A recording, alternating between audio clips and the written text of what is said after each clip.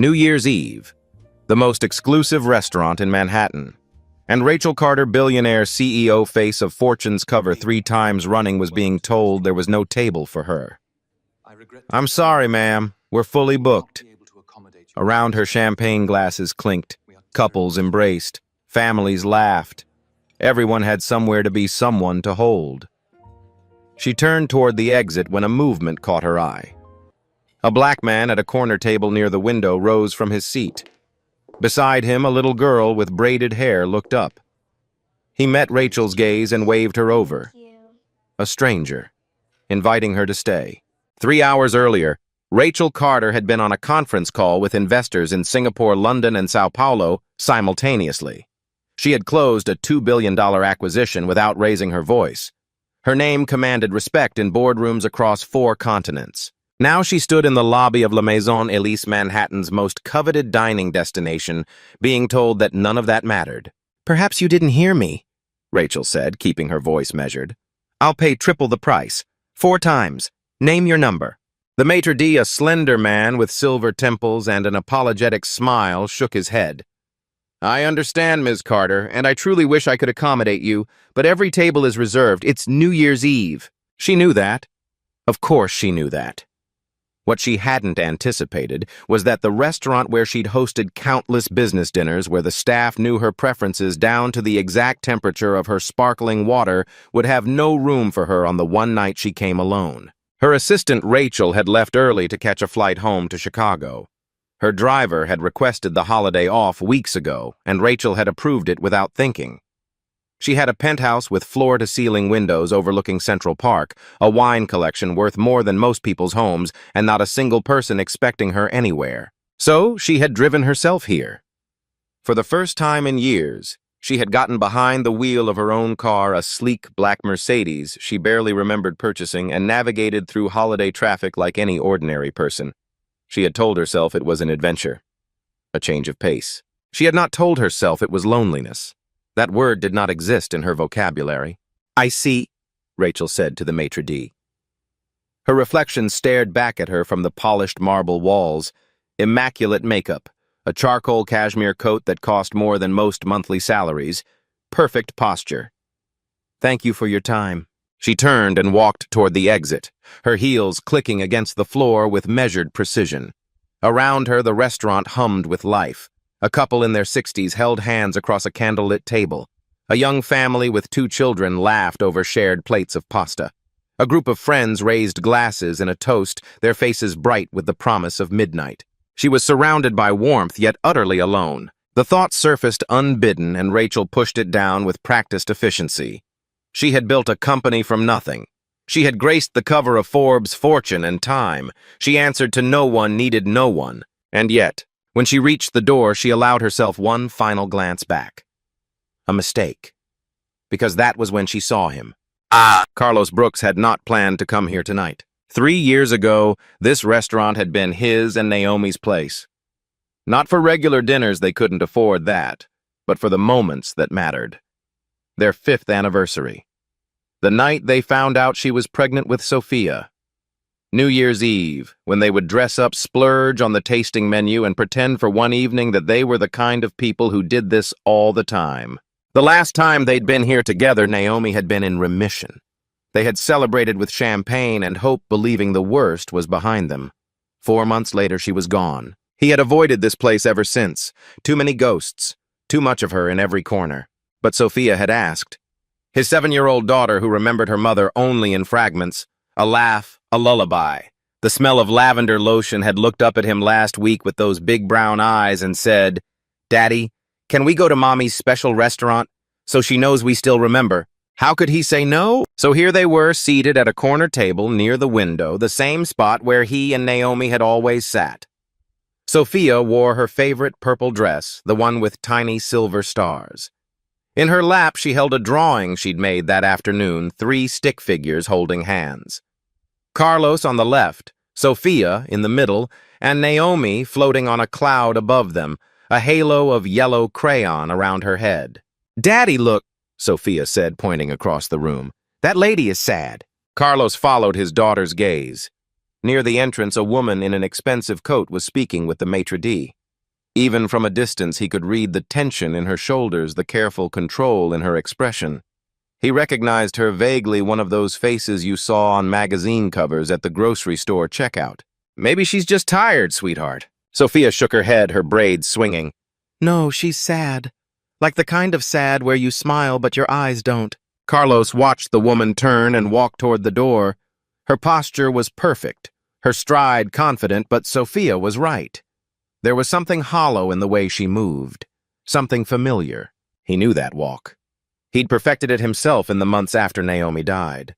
The appearance of composure when everything inside was crumbling. "She doesn't have anyone," Sophia said softly. "Nobody's waiting for her." The words hit Carlos harder than they should have. He looked at the empty chair beside him, the one he still couldn't bring himself to fill, and then back at the woman retreating toward the cold Manhattan night. Naomi would have done something. His wife had never been able to walk past someone in need without stopping. She used to joke that her heart had no off switch. Before he could overthink it, Carlos stood up. Rachel's hand was on the door when she heard it, a small voice cutting through the ambient noise. "Excuse me, lady." She turned. The little girl with braided hair was waving at her, standing on her chair to be seen above the crowd.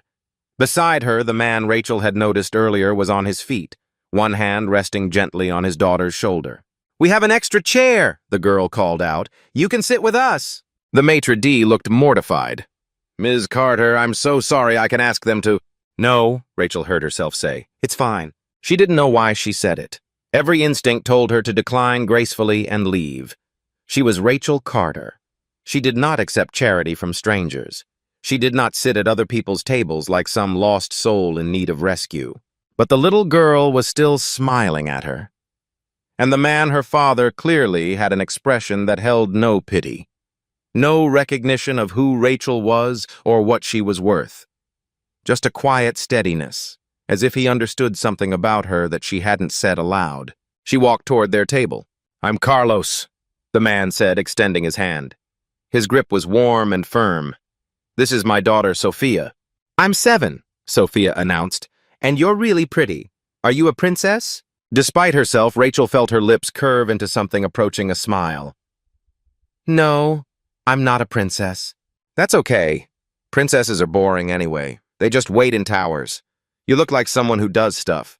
Carlos pulled out the chair across from him. "Please, sit." Rachel hesitated. She could still leave. She could thank them politely, make an excuse, and walk out into the night where no one would see her vulnerability. She could go home to her empty penthouse and pour herself a glass of wine and pretend this evening never happened. Or she could sit down. She thought of the conference call earlier, the billions of dollars, the investors hanging on her every word. She thought of her assistant flying home to a family that missed her, her driver spending the holiday with people who loved him. She thought of every New Year's Eve for the past decade spent at parties where everyone wanted something from her, where she was never just Rachel, but always the CEO, the billionaire, the brand. She sat down. "Thank you," she said. The words felt strange in her mouth. When was the last time she had thanked someone and truly meant it? Sophia beamed. Carlos nodded, then turned to flag down a waiter. "Another menu, please." And just like that, Rachel Carter, who controlled boardrooms and commanded empires, found herself at a tiny table with a stranger and his 7-year-old daughter with no agenda, no power, no role to play. For the first time in longer than she could remember, she had no idea what came next. The realization should have terrified her. Instead, something in her chest loosened. Just a little, just enough to breathe. The dinner that followed was unlike anything Rachel had experienced in years. She was accustomed to meals as transactions. Every lunch, every dinner, every glass of wine shared across a table came with an agenda. Investors wanted access. Competitors wanted information. Everyone wanted something. But Carlos asked her nothing about her company. He didn't mention her net worth or her latest acquisition. When Sophia inquired what Rachel did for work, Carlos simply said, "She helps run a big business," and left it at that. Instead, they talked about small things. Sophia's favorite subject in school art because math was too bossy with all its rules. The snow that was supposed to fall before midnight. The best flavor of ice cream. Sophia insisted on strawberry. Carlos argued for butter pecan. Rachel admitted she couldn't remember the last time she'd had ice cream at all. "That's the saddest thing I ever heard," Sophia declared, her eyes wide. "Daddy, we have to fix this." Carlos smiled, the first real smile Rachel had seen from him. It transformed his face, softened the careful reserve he wore like armor. "Maybe we can get dessert later." Rachel found herself watching them, studying the easy rhythm of their interactions. The way Carlos cut Sophia's food into smaller pieces without being asked. The way Sophia reached for his hand when she laughed, as if joy was something meant to be shared through touch. The way he listened when she spoke, giving her his full attention, like her 7-year-old observations mattered as much as any boardroom presentation. This was what family looked like. Not the cold silence of her childhood where achievements were expected and affection was rationed. Not the performative warmth of holiday parties where everyone smiled for cameras and went home to separate lives. This was real. "You're staring," Sophia said, suddenly catching Rachel off guard. "Do I have food on my face?" "No, I'm sorry, I was just thinking." "About what?" Rachel searched for an answer that wouldn't sound strange to a child. "About how nice this is, having dinner with you." The girl beamed. "See, Daddy, I told you she was nice. You were worried for nothing." Carlos's expression flickered with something Rachel couldn't quite read. "I wasn't worried. You made your serious face when she sat down, the one you make when you're thinking too hard." "Sophia." There was gentle warning in his voice, but also amusement. "It's okay," Rachel said. "I would be cautious too if a stranger joined my table." She met Carlos's eyes. "Thank you for letting me stay. You didn't have to do that." Carlos held her gaze for a moment. "Everyone deserves somewhere to be on New Year's Eve." The words were simple, but they landed somewhere deep in Rachel's chest. Before she could respond, Sophia tugged on her sleeve. "Do you have pets?" "I want a dog, but Daddy says our apartment is too small." "Do you have a big apartment you could get a really big dog? Like one of those fluffy ones that look like clouds?" Rachel almost laughed. "I don't have any pets." "Why not?" "I travel a lot for work. I wouldn't have time to take care of them properly." Sophia considered this with the gravity of a Supreme Court justice weighing evidence. "That's sad. But at least you're honest about it. Some people get pets and then ignore them, and that's worse." "Sophia has very strong opinions about responsibility," Carlos said dryly. "Someone has to," the girl replied. Then she turned back to Rachel with a new question. "What's your favorite color?" Rachel blinked. No one had asked her that in decades. "Ocean blue," she said finally. "The color of the sea on a calm day." "That's pretty. Mine is purple, obviously." Sophia gestured at her dress. Then her expression grew thoughtful. "Do you cry a lot?" "Sophia," Carlos said, his tone sharper now. "That's personal." "It's okay." Rachel looked at the little girl, at her open, curious face, and felt something crack inside her. "No, I don't cry much. Sometimes I want to, but I can't." Sophia nodded solemnly. "Mommy used to say that grown-ups who don't cry are holding their sadness inside. She said if you don't let it out, it stays stuck in your chest forever." Carlos's jaw tightened, and Rachel saw him look away. But Sophia continued matter of fact. "Mommy cried sometimes. She said it was like rain for the heart. It washes things clean." Rachel didn't know what to say. She looked at Carlos, at the grief still visible in the lines around his eyes, and then back at this remarkable child who spoke about her dead mother with such simple wisdom. "Your mother sounds like she was very wise," Rachel said softly. "She was," Carlos said, his voice quiet. "She really was." When midnight came, the restaurant erupted in cheers. Champagne corks popped. Strangers embraced. Somewhere, a jazz band played the opening notes of Auld Lang Syne. Sophia stood on her chair and threw her arms around Carlos's neck. "Happy New Year, Daddy." He held her tight. His eyes closed, and Rachel saw something raw flash across his face. Grief and love tangled together so tightly they had become the same thing. Then Sophia turned to her. "Happy New Year, Miss Rachel." Before Rachel could react, small arms wrapped around her shoulders. The hug was brief and fierce, the way only children hug, without reservation, without calculation. When Sophia pulled back, Rachel's throat felt tight. "Happy New Year," she managed. Carlos extended his hand across the table. "Happy New Year, Rachel." She took it. His palm was warm, his grip steady. And for one suspended moment as the old year died and the new one began, Rachel Carter felt something she hadn't felt in decades. Hope. She told herself it was a one-time thing, a strange, beautiful accident that couldn't happen again. But 3 days into January, she found herself walking through Central Park on her lunch break, something she never did. And there they were. Carlos pushing Sophia on a swing, both of them bundled against the cold, their laughter carrying across the frozen air. Sophia spotted her first. "Miss Rachel?" There was no graceful way to pretend she hadn't seen them. And if she was being honest with herself, something she was trying to do more often, she didn't want to.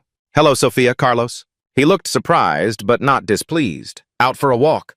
"Apparently." She gestured vaguely at the park around them. "I don't do this often." "You should. Fresh air is good for the soul." "Come push me." Sophia jumped off the swing. "Daddy's arms are getting tired." And somehow Rachel, who had meetings to attend and emails to answer and an empire to run, spent the next hour in a playground pushing a 7-year-old on a swing and learning the proper technique for building a snowball. It became a pattern. Coffee runs that accidentally coincided with Carlos's schedule. Weekend afternoons at the park when Sophia had no school. Dinners that started as casual and became something Rachel looked forward to all week. She learned things about him in pieces. That he worked as an education consultant for community programs, helping at-risk youth find paths to college and careers. That he'd met Naomi in graduate school when they were both broke and idealistic, and certain they could change the world. That after she died, he'd considered moving back to Atlanta where his mother lived, but Sophia had begged to stay in the city where her memories of Mommy still lived.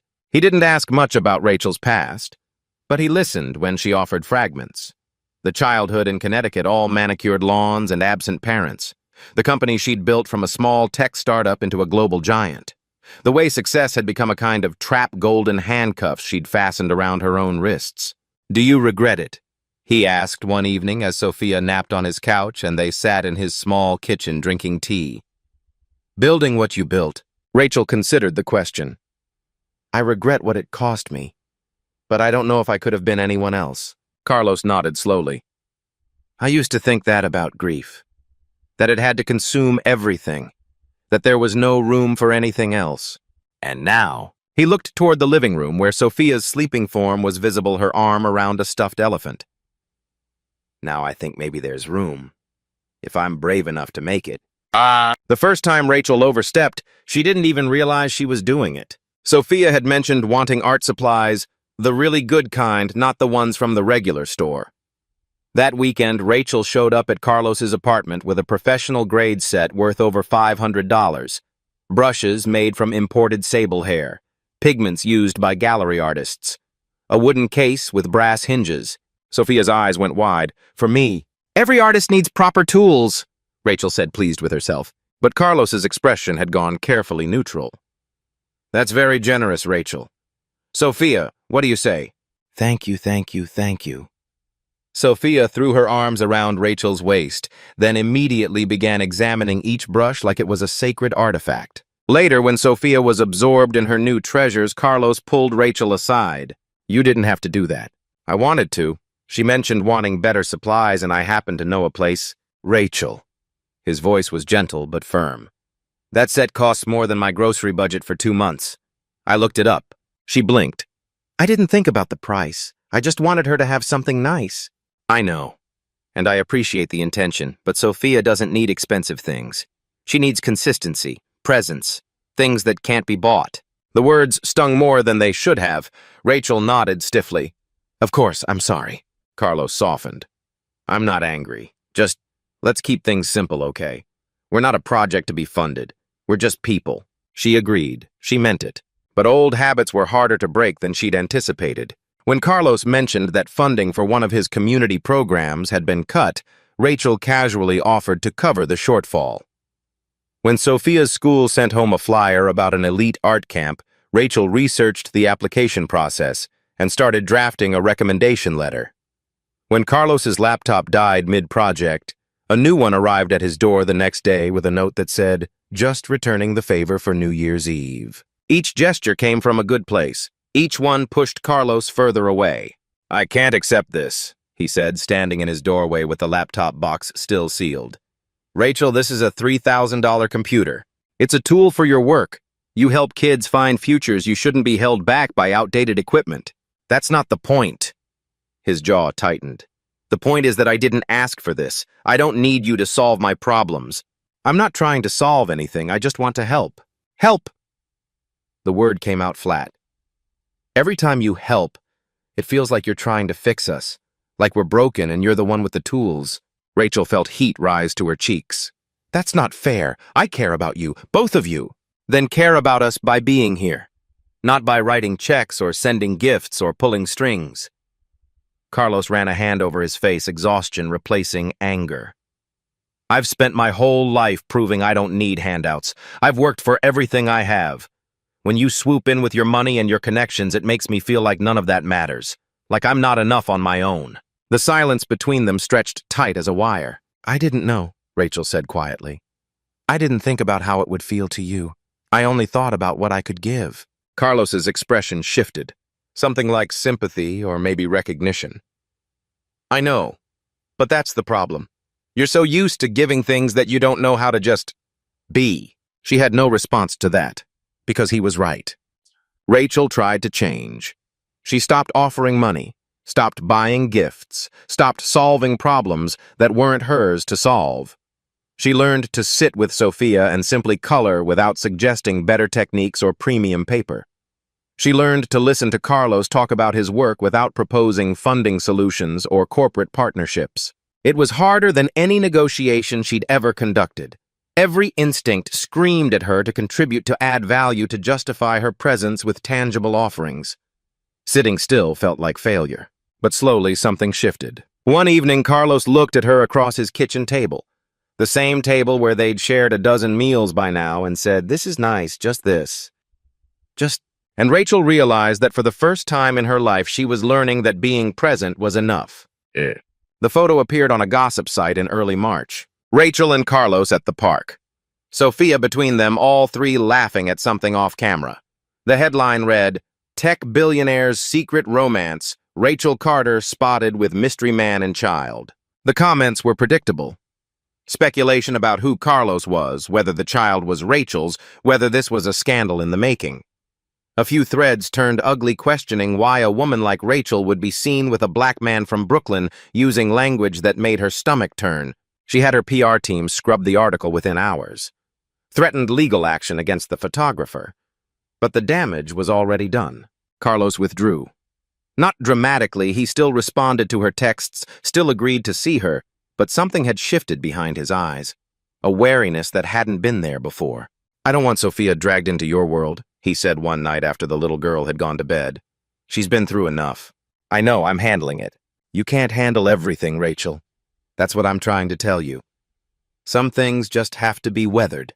She wanted to argue, wanted to explain that she could protect them, that her resources and influence could build walls around this fragile thing they were creating. But she saw the look on his face and held her tongue. For once she listened instead of acted.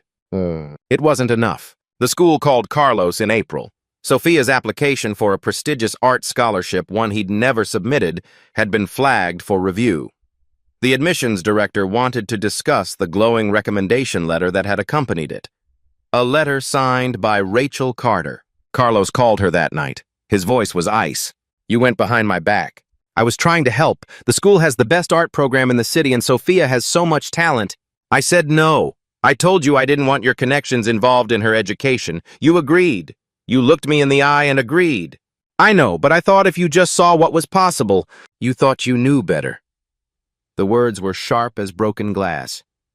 "That's what this is really about, isn't it? You think your money, your influence gives you the right to make decisions for us? Like we're children who don't know what's good for us." "Carlos, please, let me explain." "Explain what?" "That you can't help yourself. That old habits die hard." His laugh was bitter. "I've heard that before.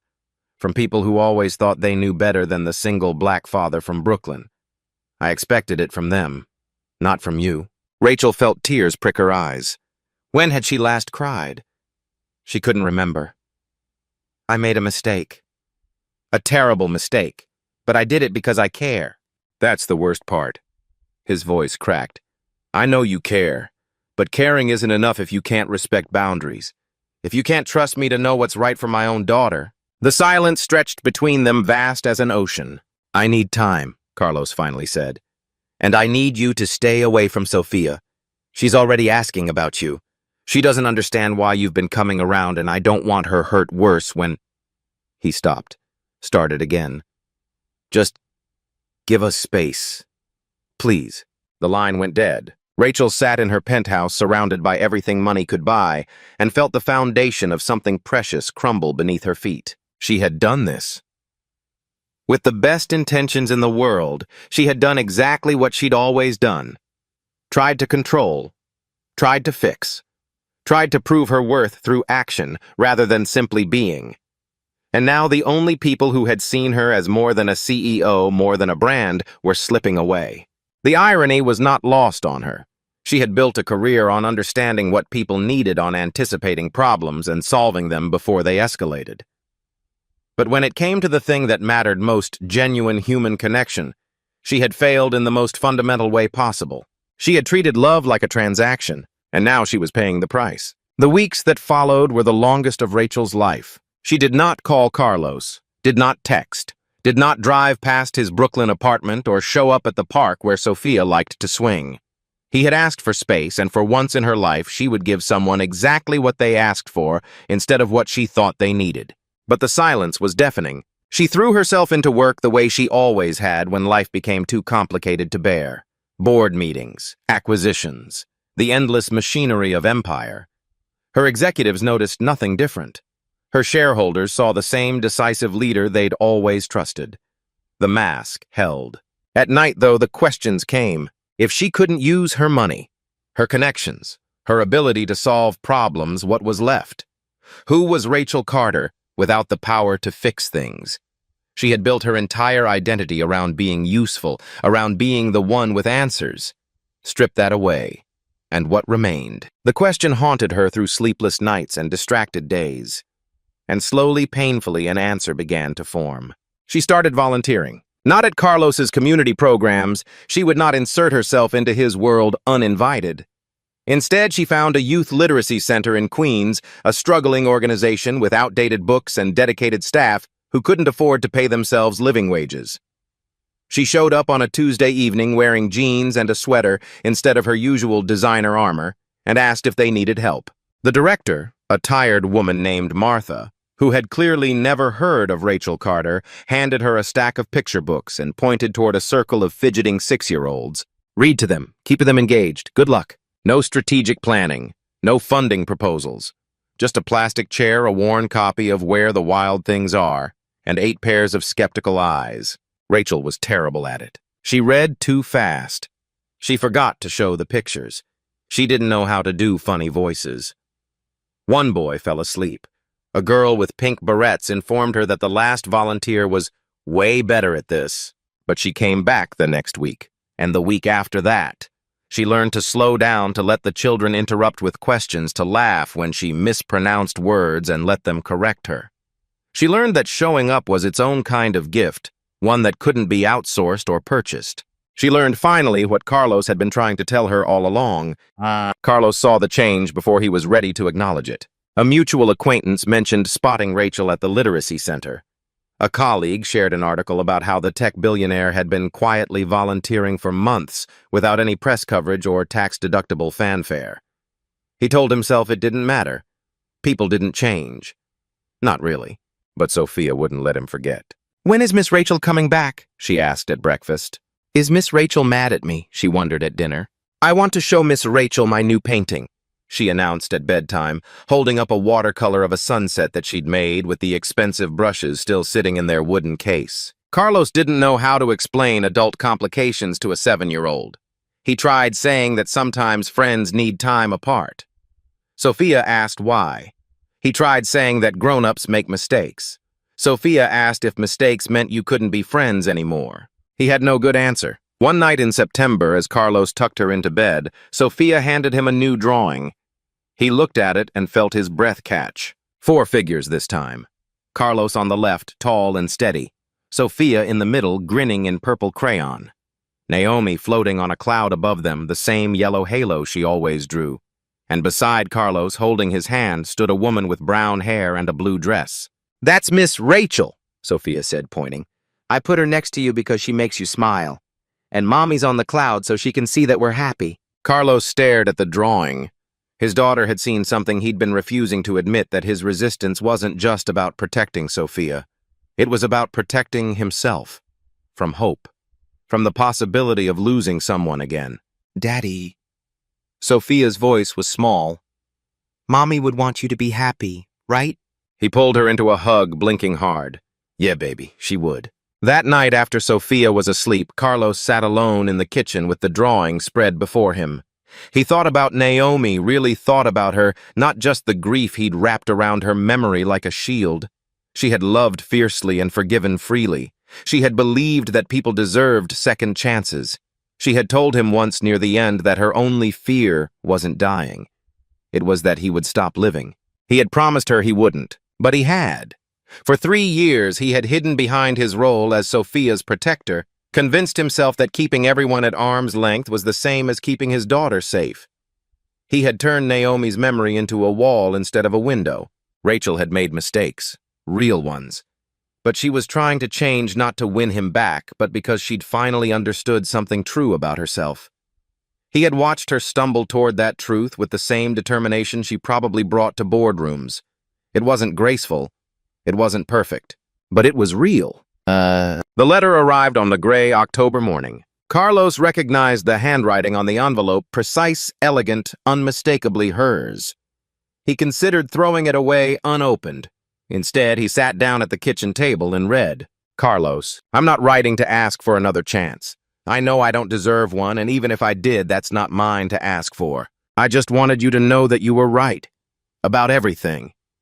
I spent my whole life believing that my worth came from what I could give money, solutions, success. You showed me that presence matters more than presence, that listening is harder than fixing, that love isn't a transaction. I'm still learning. I volunteer now at a literacy center in Queens. The kids there don't care that I'm a CEO. They care whether I remember to do the funny voices. It's humbling in the best possible way. Thank you for New Year's Eve. Thank you for letting me sit at your table when I had nowhere else to go. Thank you for showing me what family looks like. I will carry that gift with me always. Whatever happens, I hope you and Sophia find everything you deserve. Rachel." Carlos read the letter 3 times. Then he folded it carefully, placed it in his desk drawer, and did nothing. But he found himself thinking about her at odd moments, wondering if she was still reading to those kids, hoping she had learned to do the voices right. He called her in November. She didn't answer, so he left a message. "Rachel, it's Carlos. I got your letter. I'm not ready to... I don't know what I'm ready for, but Sophia asks about you, and I don't want her growing up thinking that people can't change or that mistakes are permanent. So maybe we could talk. Just talk. No promises." She called back the next day.